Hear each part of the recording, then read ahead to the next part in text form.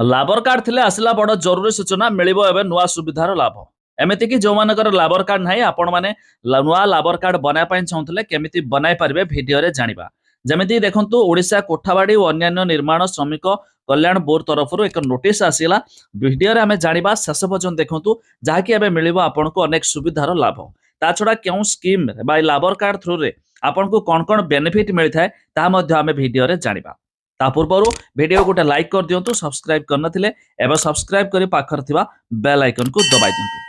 प्रथम तो देखंतु ओडिशा कोठाबाड़ी और अन्य निर्माण श्रमिक कल्याण बोर्ड तो ये रही एबे एथरे देखंतु कोन कोन आपनको मिलिबो ए कार्ड आपनकर थिले। प्रथम तो आपनको शिक्षा सहायता, 2 रे प्रसूतिकालीन सहायता, 3 रे पेंशन सहायता, 4 रे अंत्येष्टिक्रिया निमित्त सहायता,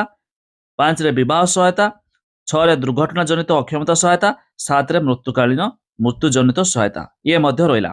एबे देखंतु निर्माण श्रमिक भाई और भौणी माने ओडिशा कोठाबाड़ी और अन्य निर्माण श्रमिक कल्याण बोर्ड अधीन रे निम्न रे दिया जायतिबा निर्माण श्रमिक ऑनलाइन पोर्टाल किंबा ओडिशा श्रमिक साथी मोबाइल ऐप माध्यम रे आज ही पंजीकृत होंतु एवं आपनको सामाजिक सुरक्षा पई ए योजना रे मिलुथिबा सहायतार लाभ पांतु जहाँकि यार पोर्टाल जो देखि पारुथुए निर्माण श्रमिक .odisha.gov.in ए पोर्टाल मध्य विजिट करि पारिबे जहाँकि ये मध्य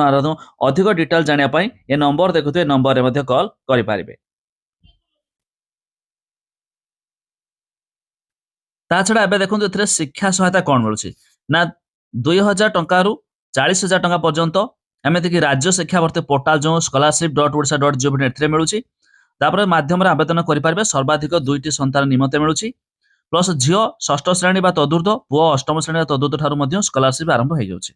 निर्माण कुसुम योजना रे सरकारी शिक्षा अनुष्ठान रे आईटीआई एवं पॉलिटेक्निक शिक्षा बाबद रे आर्थिक सहायता मिलुछि। एबे देखंतु आपनको विवाह सहायता कोन ना 50,000 टंका लेखाए सर्वाधिक 2 गोटी कन्या संतान निमंते और पंजीकृत अविवाहित महिला श्रमिक निमंते मध्य ये मिलुछि। 3 रे देखंतु आपण प्रसूतिकालीन सहायता केते मिलुछि ना 10,000 टंका लेखाए पंजीकृत महिला श्रमिक निमंते सर्वाधिक 2टी संतान प्रसव निमंते या मध्य मिलुछि। तापर नेक्स्ट देखंतु दुर्घटना जनित अक्षमता सहायता जोटा कि कार्यस्थल रे दुर्घटना जनित अक्षमता क्षेत्र रे 1,50,000 टका पर्यंत आर्थिक सहायता मिलुछि। नेक्स्ट देखंतु पेंशन सहायता 60 रु 80 वर्ष वयस्क निर्माण श्रमिक को मासिक 1,000 टका पेंशन एमिति कि 80 वर्ष एवं तदुर्ध वयस्क निर्माण श्रमिक मान को मासिक 1200 टका मध्य पेंशन मिलुछि। नेक्स्ट देखंतु मृत्यु जनित सहायता जोटा ये देखि परथुए स्वाभाविक मृत्यु क्षेत्र रे 3 लाख टका कार्यस्थल रे दुर्घटना जनित मृत्यु क्षेत्र रे 6 लाख टका ये मध्य मिलुछि। तापर हम देखिबा आ कोन मिलुछि। नेक्स्ट देखंतु अंत्येष्टिक्रिया सहायता 5,000 टंका पंजीकृत निर्माण श्रमिक मृत्यु क्षेत्र में अंत्येष्टिक्रिया निमंते मध्य ये भी मिलुछि। तेबे जदि आपणकर मध्य एक लाबर कार्ड थिबो ए समस्त बेनिफिट पाई पारिबे एमिति कि जो माने लाबर कार्ड बनाया पय चाहुथबे तो सामान्य चाहले जे कोनोस जनसेवा केंद्र हो किबा मो सेवा केंद्र जे बनाई पारिबे वेबसाइट रो लिंक हमें डिस्क्रिप्शन में दे दीजु आपण माने जाय मध्य चेक करि पारिबे जाकि ओडिशा कोठाबाड़ी और अन्य निर्माण श्रमिक कल्याण बोर्ड तरफ एक नोटिफिकेशन मध्य आसीगला।